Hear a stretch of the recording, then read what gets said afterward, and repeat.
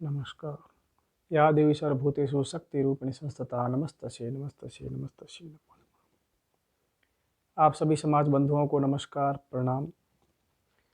आज का मेरा विषय है कुलदेवी माता और हमारे पालीवाल ब्राह्मणों के गोत्र।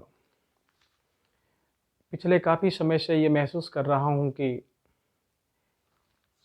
हमारे समाज में कहीं न कहीं कुलदेवी को लेकर अधिकतर जो शहरों में रहते हैं उनमें संशय है कि हमारे गोत्र की कुल देवी कौन है। इस संबंध में आज मैं स्पष्ट करना चाहूँगा कि सर्वप्रथम तो यह कि जो हमारे बुजुर्ग जिस कुल देवी को पूजते आ रहे हैं उनको ही पूजें। कुल देवी हमारे परिवार की रक्षा हेतु,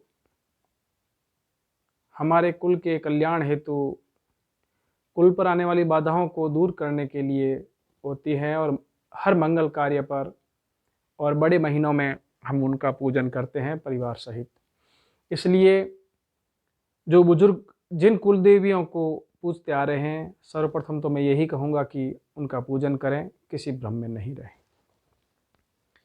जहाँ तक गोत्र की बात है, हमारे पालीवाल समाज में 12 गोत्र बताए गए हैं, लेकिन बहुतायत 8 गोत्र हमारे पालीवाल ब्राह्मण में हैं।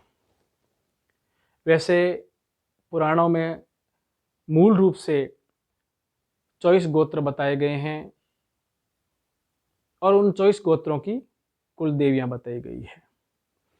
लेकिन हमें समझना ये होगा कि आखिर कुल देवियों का पूजन क्यों करते हैं। तो स्कंद पुराण के अनुसार जब धर्मारण्य में सभी ब्राह्मण ऋषि लोग अपने परिवारों सहित रहते थे, तब उनको असुर, पिशाच, यक्ष उनको तंग करते थे, परेशान करते थे। धर्म कर्म में, पूजा अर्चन में, यज्ञ आदि में विघ्न बाधाएं उत्पन्न करते थे और वो अपने को असुरक्षित महसूस कर रहे थे। तब उन्होंने देवताओं से प्रार्थना की, ब्रह्मा विष्णु शिव से आराधना की कि हम यह धर्मारण्य छोड़ रहे हैं और किसी सुरक्षित स्थान पर जाएंगे। तब देवताओं ने कहा, आप यहीं ठहरिए, अपना कर्मकांड कीजिए, पूजन कीजिए, परिवार सहित सुरक्षित रहिए।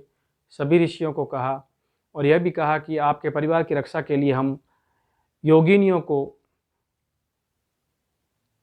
आपको सुपुर्द करते हैं। वो योगिनी आपके कुल की, आपके परिवार की रक्षा करेगी, आपको यक्ष पिशाच कोई तंग नहीं करेंगे।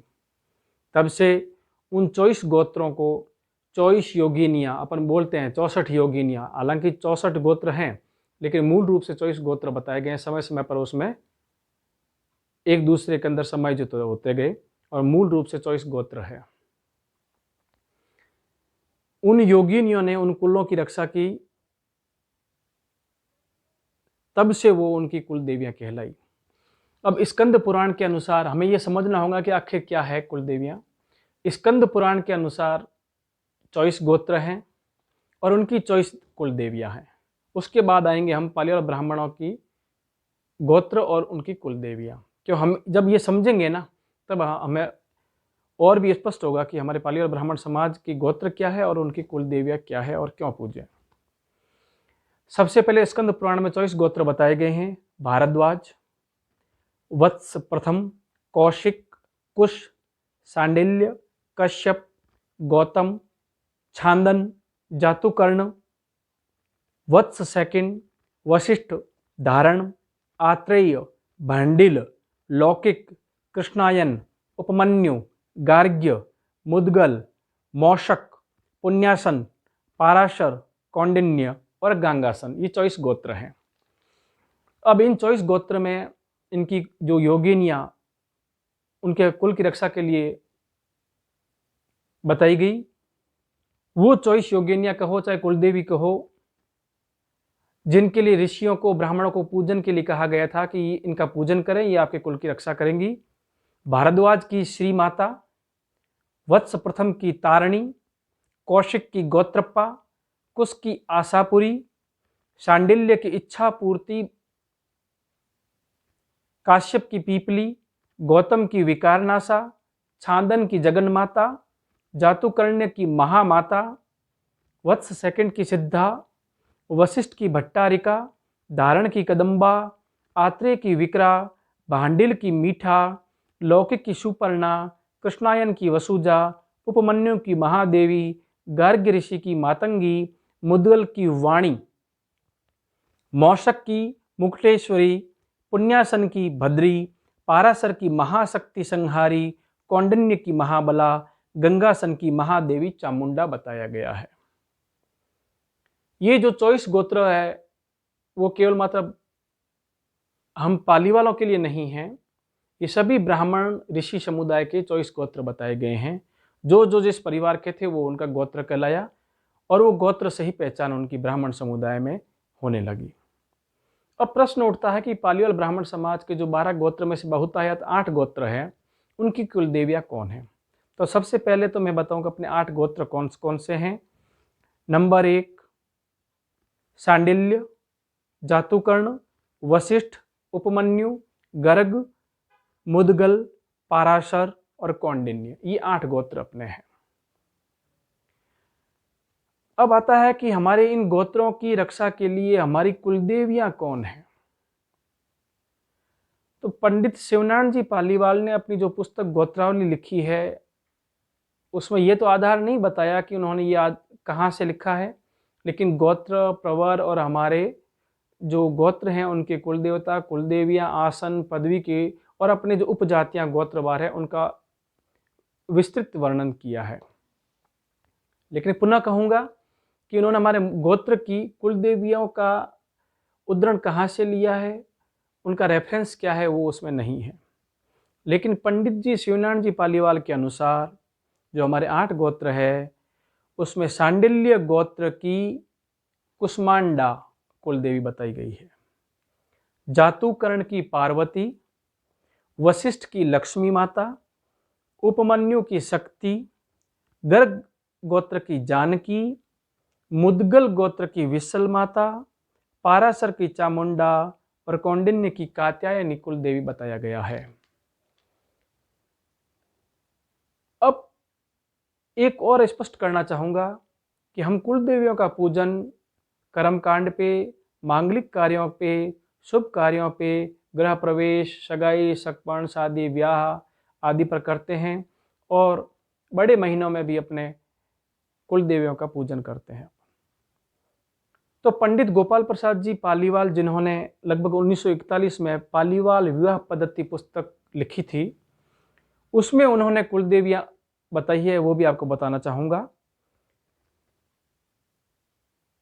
सांडिल्य की महालक्ष्मी, जातुकर्ण की धार माता, वशिष्ठ की सिलौनी माता, उपमन्यु की हिंगलाज माता, गर्ग ऋषि की जो गोत्र है उनकी जानी, मुद्गल की संच्या माता, पाराशर की विशु और कौंडिन्य की महाकाली कुल देवी बताया गया है। अब स्कंद पुराण के अनुसार तो जैसे अब मैं उदाहरण लेता हूँ, मुद्गल गोत्र की वाणी हो गया, पंडित शिवनारायण जी के अनुसार विसल माता हो गया और पंडित गोपाल प्रसाद जी जिन्होंने विवाह पद्धति लिखी थी उनके अनुसार संच्या माता हुआ। तो यहाँ एक भ्रम होता है कि स्कंद पुराण जो हमारे हिंदू धर्म में पुराण, वेद, उपनिषद ही आधार होते हैं कर्मकांड का, उसको माने या पंडित शिवनारायण जी पालीवाल ने जो लिखा है उनको माने या पंडित गोपाल प्रसाद जी पालीवाल ने जो लिखा है उसको माने। प्रथम तो मेरा पुनः निवेदन रहेगा कि जो हमारे बुजुर्ग जिन जिन कुल देवियों को, योगिनियों को अपने परिवार की कुल देवी मानते हैं उनका ही पूजन करें। उसके बाद यदि पंडित शिवनारायण जी पालीवाल की पुस्तक के अनुसार जिन्होंने कुल देवी मानकर पूजन शुरू किया है उनका ही पूजन करें। और यदि अभी तक उनको स्पष्ट नहीं है तो कर्मकांड की पुस्तक विवाह पद्धति, जो पालीवाल विवाह पद्धति गोपाल प्रसाद जी पालीवाल आर्य वालों ने लिखी 1941 में, उसके अनुसार भी आप कुल देवी का पूजन कर सकते हैं। पुनः मेरा निवेदन, कुल देवियाँ परिवार की रक्षा के लिए होती है, तो जहाँ ज्ञात नहीं है वहाँ कुल देवी को धारण करके उस कुल देवी का पूजन शुरू कर देना चाहिए। अब मैं ये कहता हूँ कि कुल देवी का पूजन क्यों करें। शास्त्रों में कहा गया है कि कुल देवी का पूजन उस कुल की रक्षा के लिए होता है और वो उस घर की मुखिया होती है। कुल देवी और कुल देवता उस घर के मुखिया के रूप में होते हैं, बुजुर्ग के रूप में होते हैं जो उस कुल की रक्षा करते हैं। जैसे हम अपने माता पिता का कहना नहीं मानते तो माता पिता रुष्ट हो जाते हैं, वैसे ही कुलदेवी का रुष्ट होना भी उस परिवार के लिए संकट आते हैं, दुर्घटनाएं आती है, बाधाएं आती है, कामकाज में बाधाएं आती है, पैसा होते हुए भी सुखी नहीं रह पाते हैं, कुल एक नहीं रह पाता है। तो कहीं ना कहीं हमें ध्यान रखना होगा कि हमारी कुल देवियों का पूजन समय पर नहीं हो रहा है। इसलिए हर शुभ कार्य पर, मांगलिक कार्य पर सबसे पहले बुजुर्ग की तरह उन कुल देवता और कुल देवियों का पूजन करें, उनको आह्वान करें और उनका पूजन करके ही कार्य शुरू करना चाहिए। अब होता है कि कुल देवी का पूजन कैसे करें। कुल देवी का पूजन प्रथमतः तो हमारे घर की महिलाओं को ही करना चाहिए, क्योंकि कुल देवी शक्ति स्वरूपा है, उनका श्रृंगार करना होता है। तो उनके श्रृंगार की सभी प्रकार की सामग्री जो महिलाओं के श्रृंगार की होती है, वो श्रृंगार की सामग्री लेकर महिलाएं रात्रि के समय, जब हम रात्रि योगा करते हैं, उसी समय कुल देवी का पूजन करना चाहिए। सभी श्रृंगार सहित उनका महिलाएं, घर की महिलाएं पूजा करें और पूजन के पश्चात, नैवेद्य अर्पित करने के पश्चात घर के जो पुरुष हैं उनका दर्शन करें और साष्टांग करें, मनोकामना मांग करें और परिवार की रक्षा के लिए उनको प्रार्थना करें। अब ये होता है कि प्रसाद में क्या बनाएं कुल देवी के पूजन में। तो जो अपने स्थानीय, जैसे गुड़ का चूरमा हो गया, हलवा हो गया, लापसी है, खीर पूड़ी है, ये प्रसाद के रूप में होता है। अब यहाँ ध्यान देने योग्य ये बात है कि आजकल एक परंपरा चल रही है कि हमारे जब कुलदेवी का पूजन होता है तो हम आस पड़ोस के लोगों को बुला लेते हैं। मित्रों, ये ध्यान रखने योग्य है, ये हमारे कुल देवी की पूजन हो रहा है, कुल देवी के पूजन करते हैं हम, इसलिए हमारे कुल के लोग ही होने चाहिए। यहाँ तक कि आपके गोत्र तक सीमित रहना चाहिए। सबसे पहले आपके परिवार के लोग इकट्ठे हों जो आपके कुल के हैं। कुल का मतलब परिवार हो गया, उस संयुक्त परिवार के सभी लोग उसमें बुलाए जाने चाहिए। सब एक साथ बैठ के भोजन प्रसादी लेवें और रात्रि को माता जी के भजन करें, प्रार्थना करें। जहाँ तक ये परंपरा जो आस पड़ोस के लोगों को बुलाने की है, कतई नहीं बुलाएं, उनको निषेध रखें। शास्त्रों में तो यहाँ तक कहा गया है कि आपकी यदि पुत्री किसी दूसरे कुल में, स्वाभाविक है गोत्र दूसरा होगा, उसमें ब्याही हुई है, तो वो भी आप यदि पूजन के दिन हाजिर हैं तो आपके कुल देवी का प्रसाद नहीं लेवे, बाकी भोजन भली लेवे, मूल रूप से जो अपन प्रसाद चढ़ाते हैं वो कुल देवी का ग्रहण नहीं करें, क्योंकि उनका गोत्र अलग है। दोष नहीं है, लेकिन एक मर्यादाएं हैं कुल देवी के पूजन की, उनके प्रसाद ग्रहण करने की, और प्रसाद भी उतना ही बनाए जितना आप उस दिन भोग कर सकें, ले सकें। वो झूठा नहीं रहना चाहिए। कुल देवी और कुल देवताएं बहुत जल्दी रुष्ट होते हैं। जैसे हमारे बुजुर्ग का अपन कहना नहीं मानते हैं और रुष्ट हो जाते हैं, खुश तो होते हैं वापस, क्योंकि अपन परिवार के सदस्य हैं, लेकिन उनका बहुत ख्याल रखना पड़ता है। और वहाँ आती है मर्यादाएं, और मर्यादाओं का पालन कुल देवी के पूजन में हमको करना बहुत ज़रूरी होता है। अब प्रश्न है, बार बार कई बार फ़ोन भी आते हैं मेरे पास कि कुल देवी के मंदिर कहाँ है। मित्रों, मेरे समाज के बंधुओं, परंपरागत रूप से कोई भी समाज अपने कुल देवियों के लिए मंदिर नहीं बनाते हैं। पूर्वजों ने जो मंदिर बनाए उनमें यदि हमारे कुल देवी के मंदिर आते हैं तो वहाँ जाकर आप श्रद्धा, यदि आपके नज़दीक हैं तो वहाँ उनका पूजन करें। बाकी परंपरा यही रही है कि काष्ठ प्रतिमा के रूप में, प्रतीक के रूप में हम कुल देवी की प्राण प्रतिष्ठा करवाते हैं और हमारे परिवार में उनका पीढ़ियों से पूजन होता चला आया है। विवाह आदि पर बड़े बुजुर्ग के घर में जहाँ काष्ठ प्रतिमा हमारे कुलदेवी के रूप में होती है, हम विवाह आदि में साथ में ले जाते हैं, वापस उनको लाकर घर पे विराजमान करते हैं। उसके पीछे मनसा क्या है कि वो एक ही क्यों होती थी? कुल देवी अलग अलग रखते हैं हर एक घरों में, तो कुल संयुक्त कहाँ हुआ?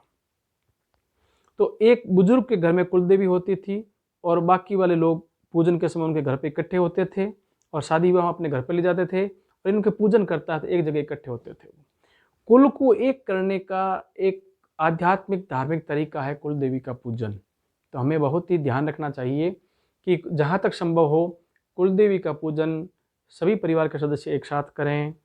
कुल देवी के पूजन में हमारे गोत्र के अलावा किसी अन्य को नहीं बुलाएं और प्रसादी भी उतनी ही बनाएं जितना हम लोग उसका उसी दिन उपयोग कर सकें। और कुलदेवी के मंदिर के जहाँ जैसे विसल माता का मंदिर कहीं जैसलमेर के आसपास हैं तो वहाँ आप जा सकते हैं। संचा माता का मंदिर ओडिशा के पास जा सकते हैं, या भारत के किसी कोने में जहाँ आपको लगे कि आपकी गोत्र से संबंधित कुलदेवी का मंदिर है, तो आप किसी भ्रम में नहीं रहें कि हमारे जो जैसलमेर में 84 गाँव छोड़े वहाँ होंगे, वहाँ कोई भी कुलदेवी का मंदिर नहीं है। किसी भी भ्रम में नहीं रहें। जहाँ कहीं भी आपको लगे आपके कुलदेवी का कहीं और मंदिर है तो आप वहाँ जाकर पूजा अर्चन करें। नहीं तो यह पंडित के माध्यम से काष्ठ प्रतिमा कुलदेवी के रूप में अपने घर में प्राण प्रतिष्ठित करवा के पूजा घर में रखें और मांगलिक कार्यों पर उनका पूजन करें। बड़े महीनों में उनका पूजन करें और श्रृंगार करें, नैवेद्य आदि चढ़ाएँ, और घर से जब बाहर जाएं, अच्छे कार्य के लिए जाएं, आप कुलदेवी को नमस्कार करके ज़रूर जाएं। कभी भी आपके घर में संकट, दुर्घटनाएं, विपरीत परिस्थितियां नहीं आएगी। पुनः निवेदन कि कुलदेवियाँ हमारे घर की रक्षा करती है, शक्ति स्वरूपा है, इसलिए कुलदेवी का पूजन जरूर करें। और पंडित शिवनारायण जी पालीवाल, पंडित गोपाल प्रसाद जी पालीवाल द्वारा लिखी गई पुस्तकें, उनमें जो बताई गई कुलदेवियाँ हैं उनको आप आस्थापूर्वक श्रद्धापूर्वक पूजन करें। उनसे भी आपको एक मार्गदर्शन नहीं मिलता है। स्कंद पुराण में 621 नंबर पेज पर कुलदेवियों के रूप बारे में वर्णन किया गया है। आप कोई यदि पता नहीं है तो वहाँ से आप अपने गोत्र के अनुसार कुलदेवी का नाम लेकर उनका पूजन प्रारंभ करें। आपके घर में खुशियाँ आएगी ही, कभी भी ऐसी विपरीत परिस्थितियाँ पैदा नहीं होगी। शहर में भी रहते हैं तो आपके कुल के लोगों के साथ जाकर आप कुलदेवी का पूजन करें। कुलदेवी के पूजन के पीछे धारणा यही होती है कि देर सबेर व्यक्ति अपने यहाँ इकट्ठे होकर कुल के साथ उनका पूजन करें, जिससे क्या कुल की एकता बढ़ जाती थी। मंदिर भी यदि आज बनाना चाहें तो हर एक गोत्र के लोग अपना एक कुल देवी का यदि मंदिर बनाते हैं तो पूरे कुल के लोग, पूरे गोत्र के लोग इकट्ठे होते हैं, शक्ति भी बढ़ती है, समाज की भी और परिवार की भी। इसके अलावा और भी कोई संशय है तो आप मुझे अब ज़रूर पूछ सकते हैं। जितनी मेरे को जानकारी थी आपको मैंने बताने का प्रयास किया। नमस्कार।